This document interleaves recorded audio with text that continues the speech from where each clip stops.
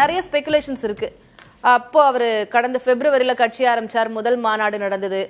அப்போ ஆட்சியிலும் பங்கு அதிகாரத்திலும் பங்கு அப்படின்னு சொன்னார். இப்ப வரைக்கும் யாரும் வரலையே தாவேகாவோட கூட்டணி சேர்வதற்கு அப்படின்னு. இப்போ என்னென்ன கட்சிகள் வருவதற்கான வாய்ப்பு இருக்கு? இல்லை, நீங்கள் இந்த விக்கிரவாண்டி மாநாட்டுக்கும் முதலை மாநாட்டுக்கும் உள்ள அந்த பெரிய மாற்றத்தை இதில் தான் இருக்குது. எப்படி அவர் கூட்டணியை அணுகுகிறாருங்கிறதுக்கு அவர் நிறைய கொள்கை வழிகாட்டு நிறைய பேரை வந்து அறிமுகப்படுத்தினார். அது எப்படின்னா, ஒரு பேன் இண்டியா படத்தில் வந்து ஆந்திராவுக்கு ஒருத்தர், கர்நாடகா ஒருத்தர் அப்படிங்கிற மாதிரி அவர் தேசியத்துக்கு ஒன்று அப்படின்லாம் ஒன்று வகையான ஒரு கொள்கை வழிகாட்டில் காமிச்சார். அது கொள்கை அரசியலை வந்து நான் பிரதானப்படுத்துகிறேங்கிற மாதிரி சொன்னார். சொல்லிட்டு யார் வேண்டுமானாலும் என்னுடைய தலைமை ஏற்றுக்கொள்கிற யார் வேண்டுமானாலும் நாங்கள் வந்து இணைந்து செயல்படுவோம், ஆட்சியில் பங்கு அதிகாரத்து பங்கு சொன்னார். ஸோ அப்போ அவர் என்ன எதிர்பார்த்தாரு, கொள்கையில் ஒரு உறுதியாக இருக்கிற கட்சிகள் நம்ம நோக்கி வரும்னு எதிர்பார்த்தார். அது நடக்கலை. இன்றைக்கு வந்து இந்த மாநாட்டில் வந்து கொள்கை வழிகாட்டிகள் ஒரு பக்கம் இருக்காங்க. ஆனால் அதே நேரத்தில் யாரை முன்னிறுத்துறாருன்னா, அண்ணாவை முன்னிறுத்துறார், எம்ஜிஆரை முன்னிறுத்துறார், விஜயகாந்த் முன்னிறுத்தார். என்னன்னா, இவர்கள் மூவருமே வந்து கொள்கைவாதிகள் தான். ஆனாலும் ஒரு அரசியலை புரிந்து கொண்டு அரசியலுடைய காம்ப்ரமைஸ்க்கு தயாராக இருந்து மக்களோடு மக்களாக இறங்கி பணியாற்றியவர்கள். ஸோ இப்போ இந்த தேர்தல் அரசியல் போது இவங்களுடைய பாணியை, இவங்களுடைய வழியை கையில் எடுத்துட்டு இவங்க மூலமாக நம்ம வந்து ஒரு புதிய கூட்டணியை கட்டமைக்க முடியுமா அப்படின்னு பார்க்குறாரு.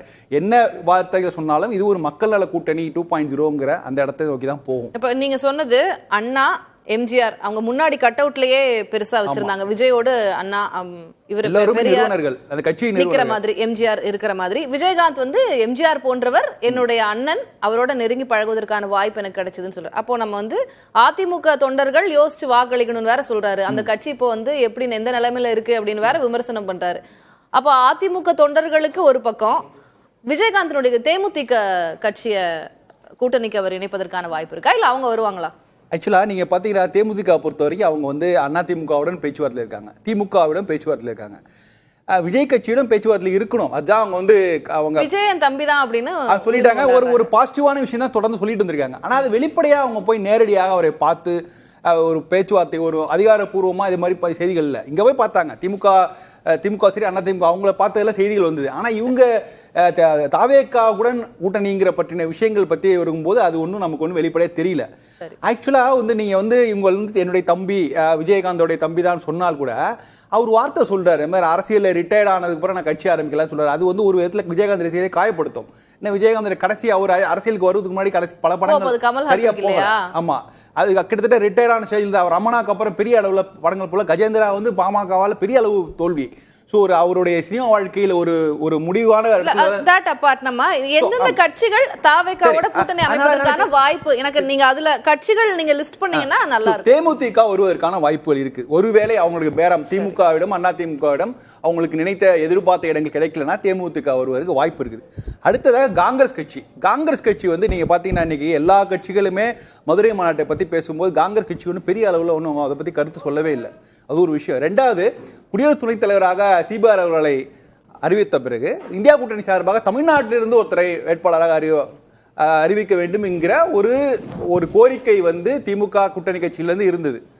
ஆனா அதை வந்து காங்கிரஸ் தலைமை பரிசீலிக்கவில்லை. அவங்க என்ன எதிர்பார்க்கிறாங்கன்னா, இந்த மாதிரி ஒரு மாநில ரீதியான பிரச்சனைகளை கவனிக்கணும்னா அவங்க வந்து குடியரசுத் துணைத் தலைவருங்கிற தேசிய அளவில் ஒரு தகுதி தேர்ந்துள்ளவராக நம்ம வந்து கொடுக்கணும். அப்படிங்கிறதுனால தான் அது இந்தியா கூட்டணி வேட்பாளர் வந்து தமிழகத்தை சேராதவராக வேற ஒருத்தரை அறிவிச்சாங்க. அதாவது இந்த சிக்கல்ல மாட்டலாம்னு நீங்க வந்து இந்த குடியரசு துணைத் தலைவர் சுருங்கி போயிடும். ஒரு தமிழ்நாட்டுக்குள்ள நடக்கிற ஒரு அரசியல் போட்டி ஆயிடுங்கிறதுனால அது உணர்ந்துதான் காங்கிரஸ் வந்து இந்த இடத்தில் வந்து திமுகவும் காங்கிரஸுக்கு எந்த அளவுக்கு ஒரு உரசல் இருக்குன்னு தெரியல. ஆனா தாவேகாவோட ஆப்ஷனை வந்து காங்கிரஸ் திரும்ப கன்சிடர் பண்ண தான் நான் பாக்குறேன். ஏன்னா அவங்களுக்கு ஒரு சாஃப்ட் கார்னர் இருக்கு காங்கிரஸ் மேல, தாவேகாவுக்கு காங்கிரஸ் மேல. ஏன்னா நீங்க இந்த தொடர்ந்து திமுக கூட்டணியில பயணம் பண்ணி வெற்றி அடைந்திருக்கிறார்கள். திரு மு.க. ஸ்டாலின் அவர்களுக்கும் காங்கிரஸுக்குமான ஈவன் ஏன் ராகுலுக்குமான நல்லுறவும் இருக்கிறது. அது போக இந்த மாதிரி ஒரு வெற்றி கூட்டணியோட பயணிக்கும் போது இதெல்லாம் தாண்டி கொள்கை கூட்டணி அப்படின்றதும் சொல்லிட்டு இருக்காங்க.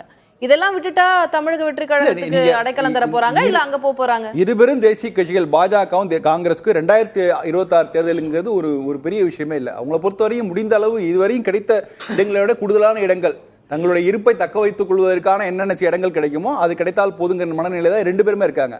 ஸோ காங்கிரஸ் அந்த நிலைமை இருக்கு. 2029 கணக்குகள் வேறுவிதா இருக்கலாம்.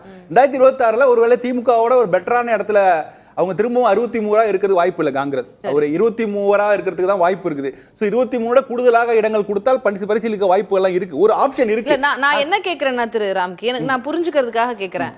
இப்போ வந்து அதிக எம்பிக்களை சவுத்துல இருந்து அனுப்பின தலைவர் ஸ்டாலின். இப்போ அவரோடு இருக்கக்கூடிய அந்த இணக்கப்பாடு, தொடர் வெற்றிகள், சித்தாந்த ரீதியாகவும் இணக்கமான கட்சி அப்படின்ற இடத்துல இருக்கக்கூடிய காங்கிரஸ் கட்சியா தாவேக்காவை நோக்கி திரும்பி விடும்? இல்ல நிச்சயமா. அதாவது நீங்க சித்தாந்த ரீதியால சொன்னாலும் விஜய் வந்து கையில எடுத்து பாஜக எதிர்ப்பு தானே, அந்த விதத்துல அவங்களுக்கு உடன்பாடு உண்டு இல்ல. காங்கிரஸ்க்கு வந்து காங்கிரஸை பொறுத்த வரைக்கும் பாஜக எதிர்ப்பில் யார் உறுதியா இருக்காங்களோ அவங்க கூட கூட்டணிங்கிறதுல அந்த விஷயத்துல வந்து அவங்க உடன்பாடுல இருப்பாங்க. அதனால ஒரு வாய்ப்பு இருக்கு, காங்கிரஸுக்கு ஒரு வாய்ப்பு இருக்கு. நம்ம இன்னைக்கு ஸ்பெகுலேஷன்ஸ் தான் பேசுறோம். ஸ்பெகுலேஷன் தான் பேசுறோம். விஜய் அப்ப எவ்வளவு இறங்கி வர வேண்டி இருக்கும், இல்ல அவருக்கு அது ஈஸியான விஷயமா இருக்கும்? அது வந்து அதுக்கான எந்த அறிகுறியும் தெரியல. அவர் வந்து எப்படி எதிர்பார்க்கறாங்க, 2016 விஜயகாந்த் எப்படி நடந்துக்கிட்டாரோ அது போல நடக்கிறார். விஜயகாந்த் வந்து மக்கள் நல கூட்டணியோட முதல் வேட்பாளர் அறிவிப்புக்கு முன்னே அந்த மக்கள் நல கூட்டணி ஃபார்ம் ஆயிடுச்சு. அவங்க ஏற்கனவே இடதுசாரிகள் செயல்பட ஆரம்பிச்சிட்டாங்க. கடைசி நேரத்தில் தான் வந்து தேமுதிக கூட்டணிக்கு வருது, விஜயகாந்தை முதல் வேட்பாளராக ஒப்புக்கொண்டு அறிவிக்கிறார்கள். அது போல இவர் என்ன நினைக்கிறாரு, நான் ரெடி, என்னை ஏற்றுக்கொள்பவர்கள், என்னை முதல் வேட்பாளர் ஏற்றுக்கொள்பவர்களை யாருடன் கூட்டணி சேர்வ தயாருங்கிற மாதிரி அந்த இடத்தில் தான் நிற்கிறார். இவர் போய் களத்தில் இறங்கி கூட்டணியை கட்டமைப்பார் என்பதில் எனக்கு நம்பிக்கை இல்லை. ஆனா அந்த அரசியல் சூழல் மாறும் போது ஒருவேளை தேமுதிக காங்கிரஸ் போன்ற கட்சிகள் வரலாம், இடதுசாரிகள் வருவதற்கு வாய்ப்பு இல்லை. அவங்க இப்பதான் சொல்றாங்க, எங்களுக்கு வந்து இந்த மாதிரி எங்களை வந்து ஒரு கௌரவ குறைச்சல் நினைக்கிறாங்க, நீங்க ஒரு மாநாட்டு மேடையில இருந்துட்டு யாரு வேணாலும் வரலாம்னு சொல்றதை நாங்க ஏற்றுக்கொள்ள முடியாது. பேசுவோம் ராம்கி, நான் உங்களுடைய முதற்கட்ட பார்வையா அதை எடுத்துக்கிறேன்.